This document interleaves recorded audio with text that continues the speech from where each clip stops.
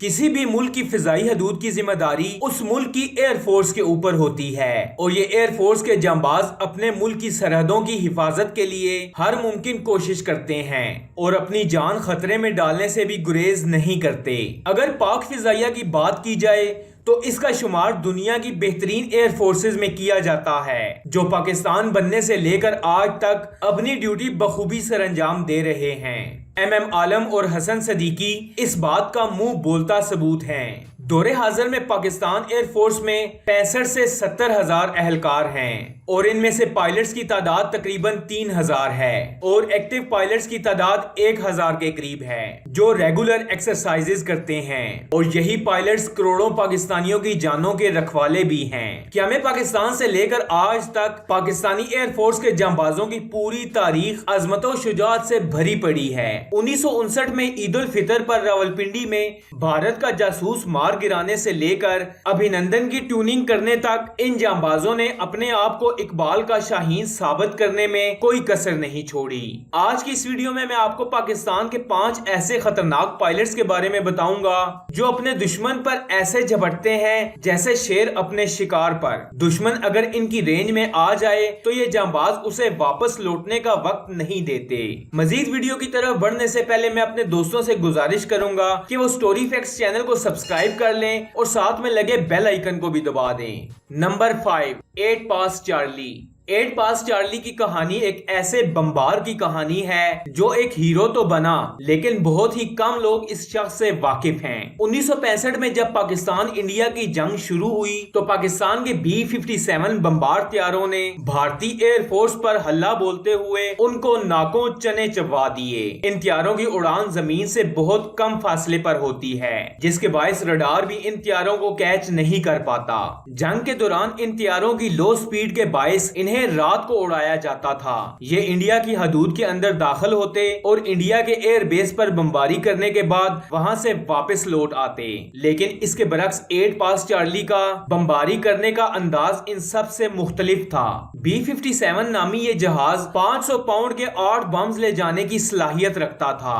और फिर इन सारे बम्स को एक साथ ही रिलीज करना पड़ता था। इंडियन एयर फोर्स उस वक्त शशतर रह गई जब आदमपुर एयर बेस पर एक B-57 ने हमला कर दिया। बज़ाहिर तो ये त्यारा बाकी त्यारों जैसा ही था लेकिन इसमें मौजूद पायलट कोई आम पायलट नहीं था। ये त्यारा फर्स्ट राउंड में बम गिराने के बाद आगे निकल गया। जब तक पूरी भारतीय फिजाइया अपनी हिफाजत का बंदोबस्त करती, त्यारा वापस पलटा और बिल्कुल ठीक निशाने पर दूसरा बम भी दाग दिया। आदमपुर एयर बेस पर मौजूद क्विक रिस्पांस टीम ने इस त्यारे पर फायरिंग स्टार्ट कर दी लेकिन ये त्यारा फिर से वापस मुड़ा और बाकी बचे हुए मुकामात पर बम दागे और आदमपुर एयर बेस को तबाह बर्बाद कर दिया और भारतीय फिजाइया मुंह तकती रह गई। इसके बाद इस जहाज में मौजूद पायलट को इंडिया की तरफ से 8 पास चार्ली का खिताब दिया गया क्योंकि इस पाकिस्तानी पायलट ने 8 के 8 बम बिल्कुल सही निशाने पर मारे थे। 8 पास चार्ली के बारे में मशहूर है कि पायलट रात को उड़ान भरने के बाद जब दुश्मन के एयर बेस के पास पहुंचता तो अपने जहाज का इंजन बंद कर देता था जिसके बायस दुश्मन त्यारे की आवाज ना सुन पाता था और लो फ्लाइट के बायस रडार भी इस त्यारे को कैच करने से कासिर था। दुश्मन को पता उस वक्त चलता जब बम आकर उन पर गिरते थे।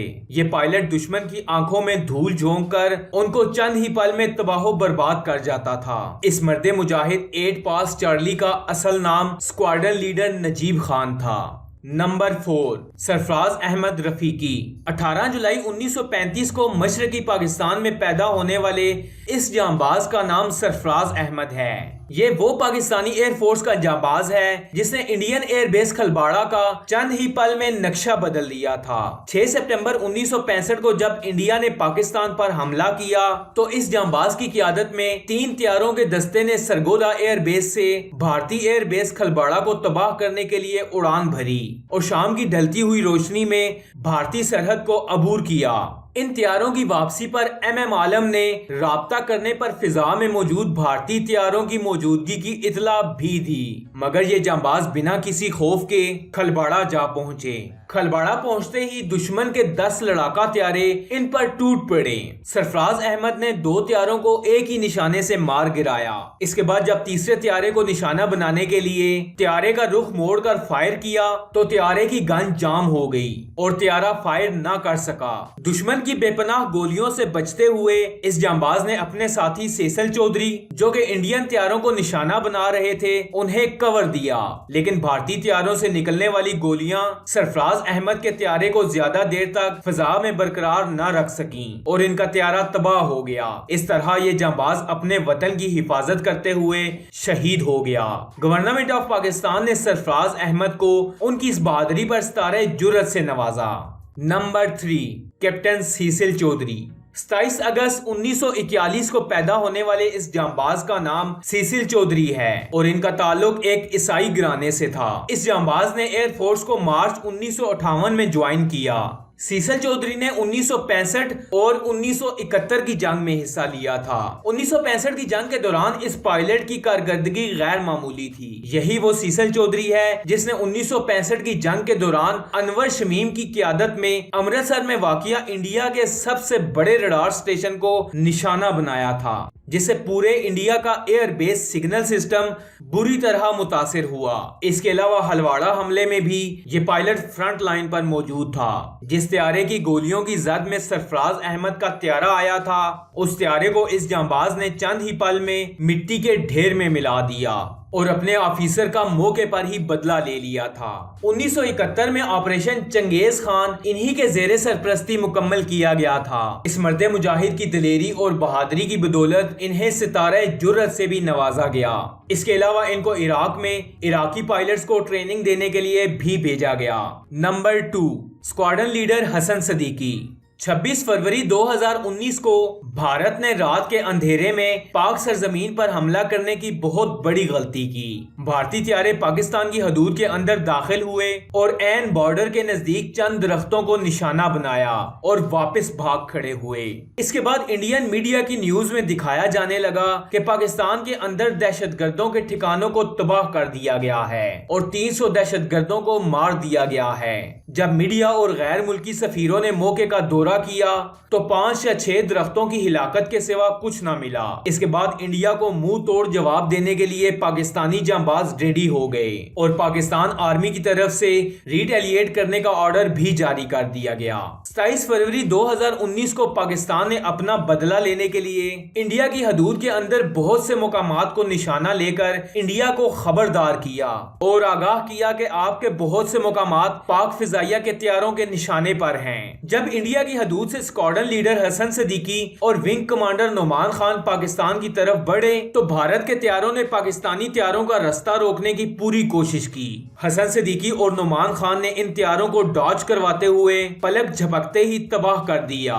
بھارت کے 2 طیارے MiG-21 اور Su-30 راک کا ڈھیر بن گئے اور ان میں موجود 2 بھارتی پائلٹس موقع پر ہی جاں بحق ہو گئے اور ابھینندن کو کشمیر کے علاقے سے گرفتار کر لیا گیا۔